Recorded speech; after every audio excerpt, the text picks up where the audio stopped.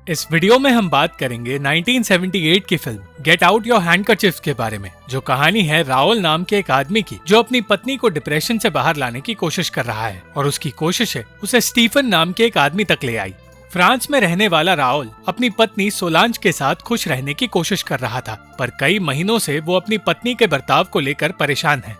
राहुल को शक था कि सोलांज डिप्रेशन की शिकार है, क्योंकि वो ना तो ठीक से खाती है और ना ही उसे किसी चीज में खुशी मिलती है। वो इतना ज्यादा परेशान था कि उसे लगने लगा कि सोलांज अपनी शादी से थक चुकी है। वो सोलांज से प्यार करता था और उसे खुश रखना चाहता था, इसलिए उसने फैसला किया कि वो सोलांज के लिए प्यार ढूंढेगा। उसकी इस अजीब सी बात से वो सहमत नहीं थी, पर कोई भी राहुल का फैसला बदल नहीं सकता था, क्योंकि उसे लग रहा था कि सोलांज की रूखी सूखी जिंदगी में बदलाव लाने का एक यही तरीका बचा है। उसने सोलांज के इस अफेयर के लिए उसी दिन एक आदमी ढूंढ लिया जो बार बार सोलांज की तरफ देख रहा था। वो स्टीफन नाम के उस अनजान आदमी के पास गया और उससे इधर उधर की बातें करने लगा। अचानक वो उससे पूछने लगा कि उसे राहुल की पत्नी कैसी लगती है। स्टीफन को लगा कि राहुल उसे पीटना चाहता है, पर राहुल ने कह दिया कि वो एक पॉसेसिव आदमी नहीं है और बस अपनी पत्नी को खुश रखना चाहता है। इसलिए वो चाहता है कि स्टीफन वो पूरा दिन सोलांज के साथ वक्त बिताए, और अगर सोलांज खुश होकर घर लौटी तो वो स्टीफन का सबसे करीबी दोस्त बन जाएगा। वहाँ से निकलकर राहुल ने एक अनजान औरत से पूछा कि वो उसे शक्ल से बेवकूफ लगता है या नहीं।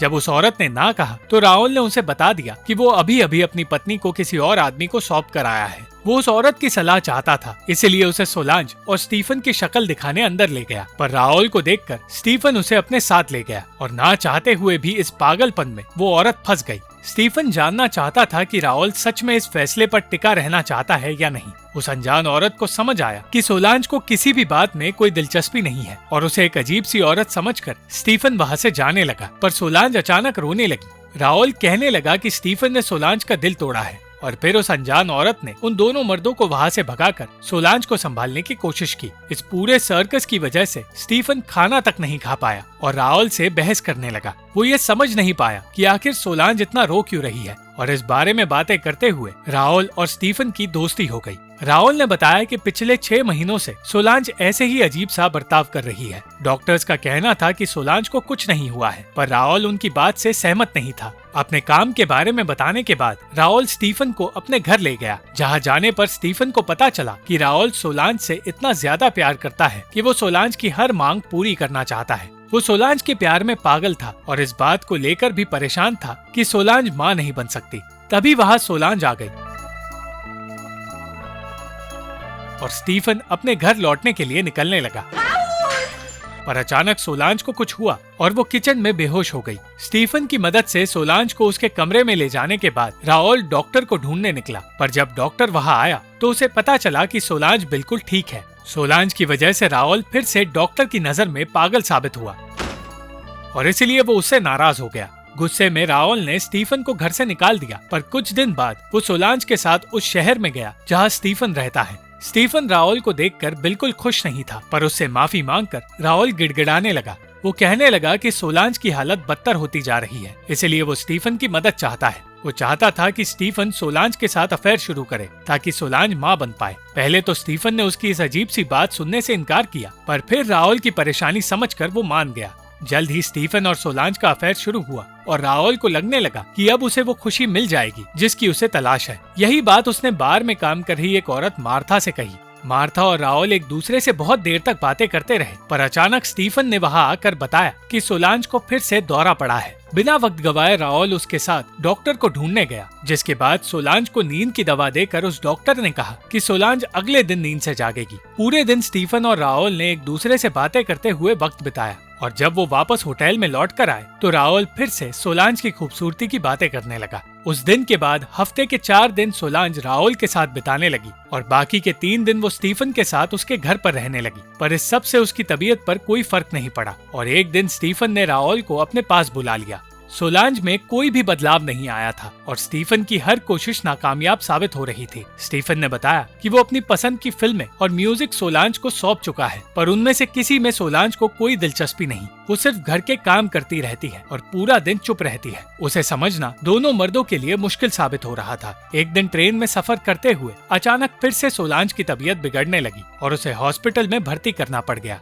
हर बार की तरह इस बार भी डॉक्टर्स का कहना था कि उसे कुछ नहीं हुआ है और राओल और स्टीफन उसे घर ले जाने की कोशिश करने लगे। सोलांज ने उनके साथ जाने से इनकार कर दिया और कहने लगी कि स्टीफन और राओल उसे खुश रखने के काबिल है ही नहीं। किसी तरह सुलह करके वो तीनों वापस राओल के घर आ गए और सोलांज को ठीक करने की कोशिश फिर से जारी की गई। कुछ देर के लिए सोलांज के बारे में भूलकर वो दोनों दोस्त अपने बचपन की बातें करने लगे और अपने पसंदीदा म्यूजिशियन मोजार्ट के ख्यालों में खोने लगे। पर वो दोनों इतनी जोर से गाने सुन रहे थे कि उनका पड़ोसी उनके घर आ गया और चिल्लाने लगा क्योंकि रात के 2 बज चुके थे और उन लोगों की वजह से वो सो नहीं पा रहा था। मगर कुछ देर बाद उस आदमी को भी राओल और स्टीफन के पास रुकना पड़ा और वो भी शराब पीकर उनके पागलपन का हिस्सा बन गया। अब वो पड़ोसी भी उनकी जिंदगी का एक अहम हिस्सा बन चुका था। पर सोलांज की तबीयत में अब भी कोई बदलाव नहीं आया। किसी को ये समझ नहीं आ रहा था कि आखिर सोलांज माँ क्यों नहीं बन पा रही और इसी सोच में वो लोग डूबे रहे। कुछ हफ्तों बाद गर्मियों की छुट्टियां शुरू हुई और स्टीफन के साथ राओल और सोलांज शहर से दूर उसके स्कूल के समर कैंप में गए।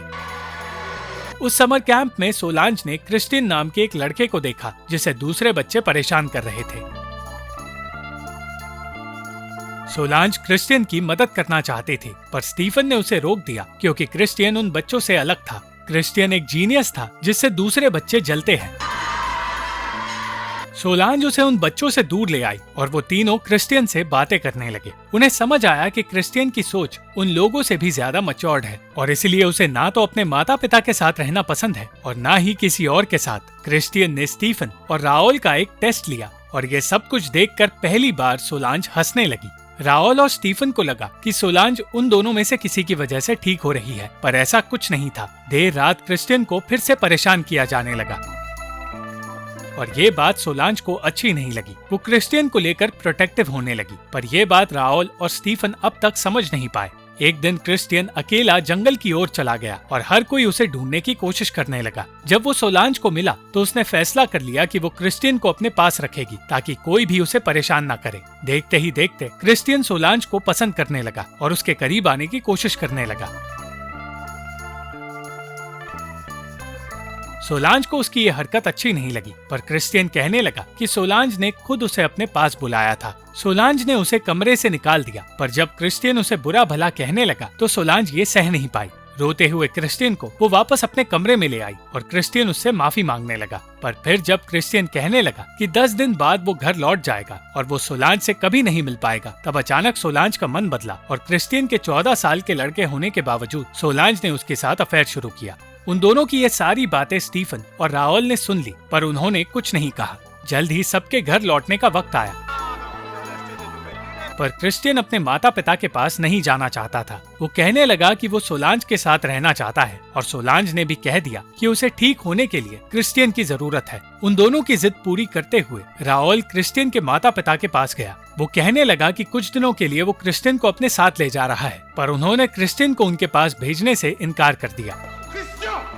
इस सब की वजह से क्रिस्टियन वहाँ से भाग निकला और वो सारे लोग उसका पीछा करने लगे।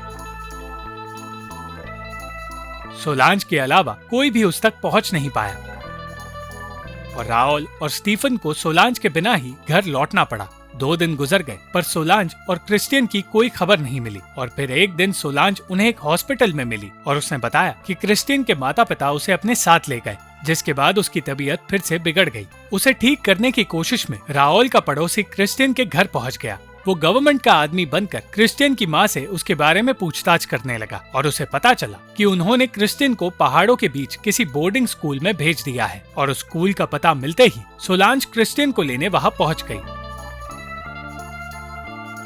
राओल और स्टीफन के साथ मिलकर वो क्रिस्टियन को किडनैप करने वाली थी और वो तीनों ऐसा करने में कामयाब हुए। पर उसे किडनैप करते ही राओल ने क्रिस्टियन की माँ को कॉल किया और बताया कि वो लोग कुछ दिनों में उसे वापस घर ले आएंगे। क्रिस्टियन उन लोगों के साथ उनके घर में तो आ गया, पर वो खुश नहीं था क्योंकि उसे कुछ दिनों बाद वापस अपने घर जाना होगा। उसका कहना था कि उसके जाते ही सोलांज फिर से बीमार हो जाएगी, इसलिए इस सब का कोई फायदा नहीं। स्टीफन और राओल सोलांज और क्रिस्टियन की बातों में आने लगे। फिर भी वो लोग क्रिस्टियन को वापस उसके घर भेजने के फैसले पर कायम रहे, मगर अगले ही दिन अचानक सोलांज और क्रिस्टियन घर से दूर चले गए और क्रिस्टियन की किडनैपिंग का सारा इल्जाम स्टीफन और राओल पर आ गया। वो पुलिस को समझाने लगे कि किडनैपिंग का आइडिया उनका था ही नहीं और वो लोग क्रिस्टियन को घर वापस भेजना चाहते थे। उनका पड़ोसी भी बचकर निकल गया था और बीच रास्ते में उसे पता चला कि क्रिस्टियन की माँ का एक्सीडेंट हो गया है। वो क्रिस्टियन को बचाने की कोशिश में वहाँ आ रही थी, पर रात के अंधेरे में वो रास्ते से भटक गई। जैसे ही उसे होश आया, वो अपनी याददाश्त खो बैठी और उसने राहुल के पड़ोसी को अपना पति समझकर उसके साथ जाने का फैसला किया। 6 महीने गुजर गए, पर क्रिस्टियन की माँ घर लौटकर नहीं आई।